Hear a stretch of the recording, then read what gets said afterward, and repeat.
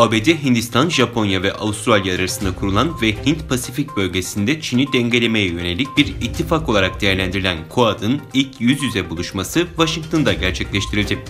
ABD Başkanı Joe Biden, Hindistan Başbakanı Narendra Modi, Avustralya Başbakanı Scott Morrison ve Japonya Başbakanı Suga Yoshihide toplantı sonrası yaptıkları ortak açıklamada hukukun üstünlüğünü, seyir sefer ve uçuş özgürlüğü, anlaşmazlıkların barışçıl yollardan çözümü, demokratik değerleri ve diğer ülkelerin toprak bütünlüğünü savunuyoruz ifadelerine yer verdi. Amerika Birleşik Devletleri, Çin ve Kanada arasında 3 yıldır devam eden tutukluk krizi tarafların sanıkları serbest bırakmasıyla son buldu. Kanada'da tutuklanan Huawei yöneticisinin ABD ile anlaşma çerçevesinde serbest kalmasının ardından Pekin yönetimi 2 Kanadalı iş insanını ülkelerine gönderdi.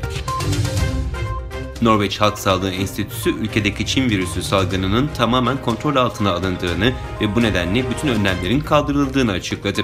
Ancak uçaklarda maske takma zorunluluğu ve PCR testi gibi kurallar yürürlükte olacak.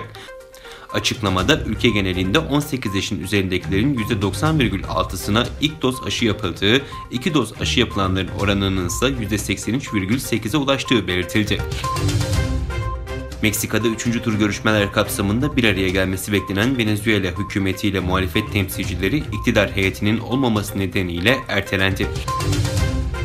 Somali'nin başkenti Mogadishu'da bomba yüklü araçta saldırı düzenlenmesi sonucu 7 kişi hayatını kaybetti, 8 kişi yaralandı. Saldırının sorumluluğunu henüz üstlenen olmazken ülkede terör örgütü Eş-Şebab'ın sık sık güvenlik güçlerini ve sivil yerleşim yerlerine hedef alan saldırılar düzenlediği biliniyor. Almanya'da 16 yıllık Merkel dönemini sonlandıracak seçimler için bugün sandık başına gidiliyor. Birleşmiş Milletler 76. Genel Kurulu'na paralel olarak düzenlenen Birleşmiş Milletler Yüksek Düzeyli Enerji Diyaloğu Zirvesi'nde bir grup ülke lideri ve şirket iklim değişikliğiyle mücadele kapsamında yenilenebilir ve temiz enerjinin kullanımının yaygınlaştırılması için $400 milyar taahhütte bulundu.